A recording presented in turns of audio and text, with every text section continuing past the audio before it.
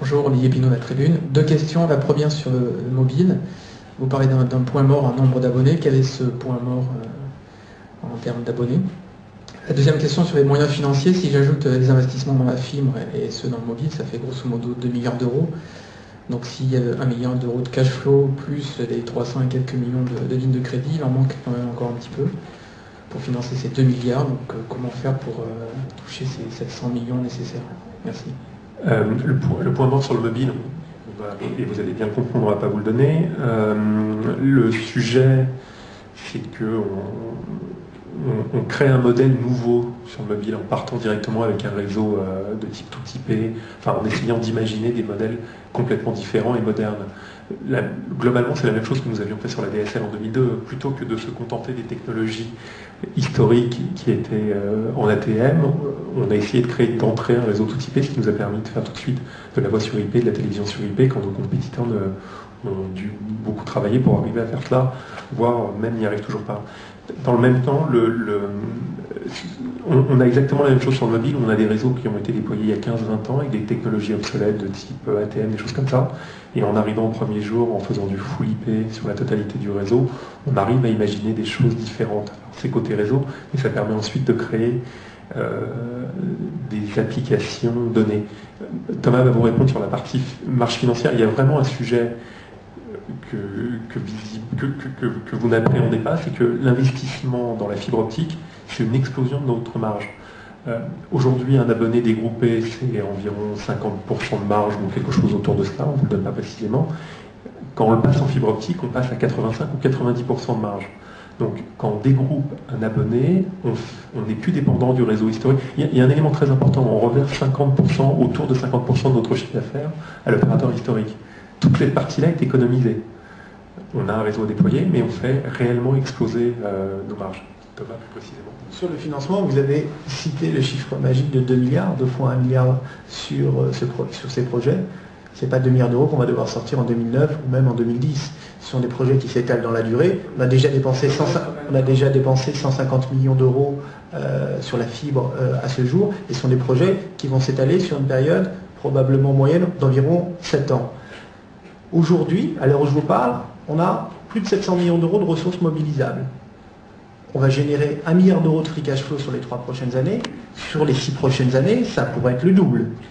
Du coup, aujourd'hui, il n'y a aucun sujet. Et on a une structure financière qui est solide. On est un des opérateurs les moins endettés. Pour nous, le financement de ces projets-là n'est pas un sujet.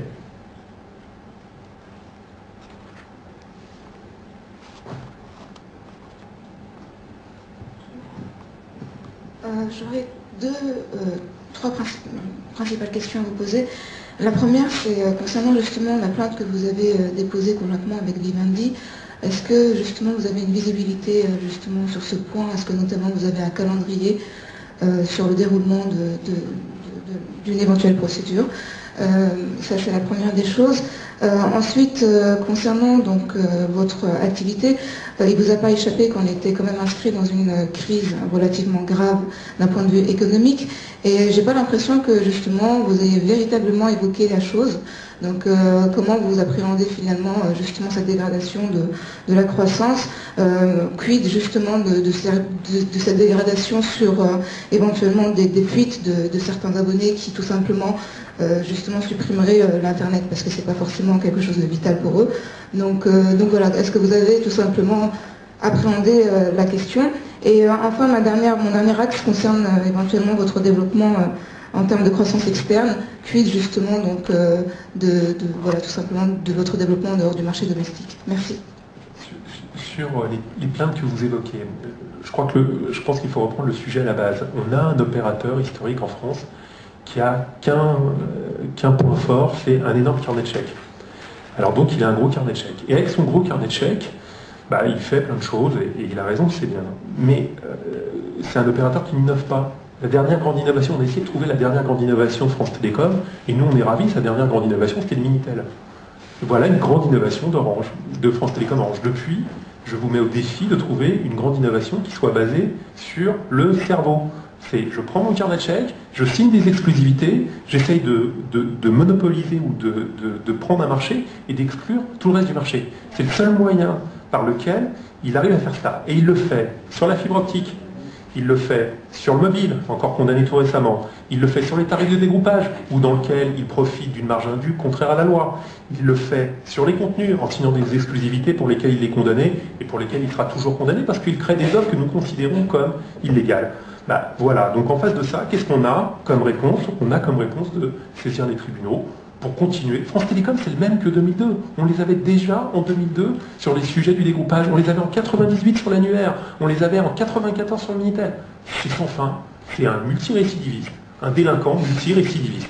Il n'y a pas de peine plancher pour lui. Nous, on aimerait qu'on lui applique la peine plancher. Et c'est quoi la peine plancher? C'est d'arrêter de bénéficier des profits indus qu'il dégage sur un certain nombre de choses pour tenter de bloquer le marché au travers d'exclusivités. Pour faire ça, on est d'accord avec un certain nombre de nos compétiteurs, il faut une séparation fonctionnelle, c'est-à-dire séparer le réseau et les services pour que nous nous retrouvions tous sur un pied d'égalité.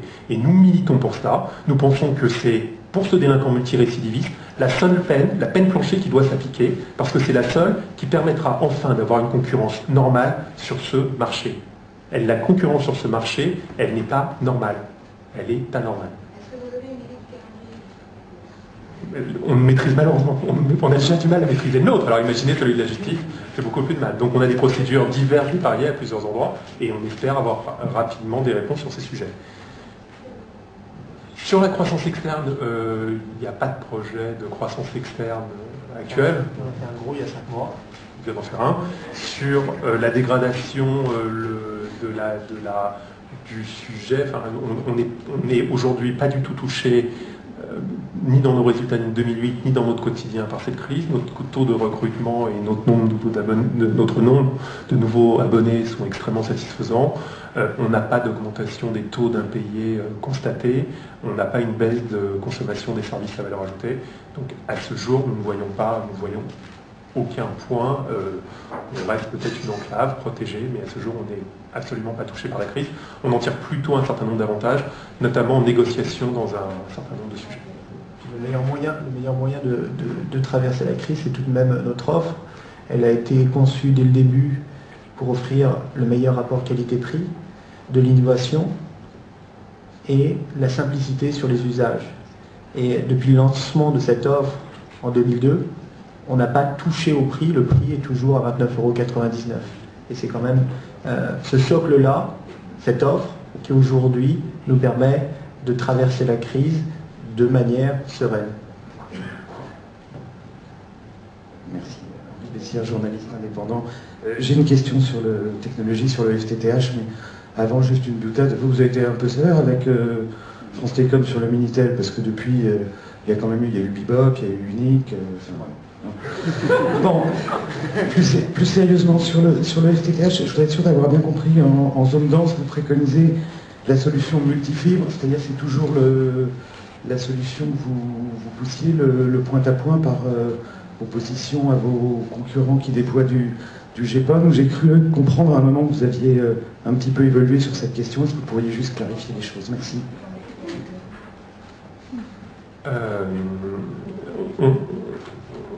Alors déjà, tous nos concurrents ne font pas du GPON, à part l'opérateur historique qui ne fait que ça. Nos autres concurrents ont tendance à faire, notre autre concurrent a tendance à mélanger les deux, et nous pensons qu'un jour nous arriverons à le convaincre qu'il est bon pour lui de faire du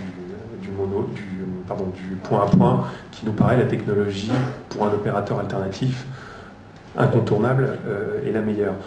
On n'a aucun test en GPON, nous ne faisons pas de test en GPON, le GPON n'a strictement aucun sens. Notre demande dans la partie verticale, c'est d'éviter que le délinquant récidiviste, multirécidiviste recommence, donc d'entrée d'essayer de dire il faut que chaque opérateur ait sa propre fibre optique et qu'on n'ait pas un gatekeeper, qui soit l'un ou l'autre, quel qu'il soit, et voilà. Et donc le sujet il est simplement là, c'est qu'à l'intérieur de l'immeuble, on veut que chaque opérateur ait sa fibre.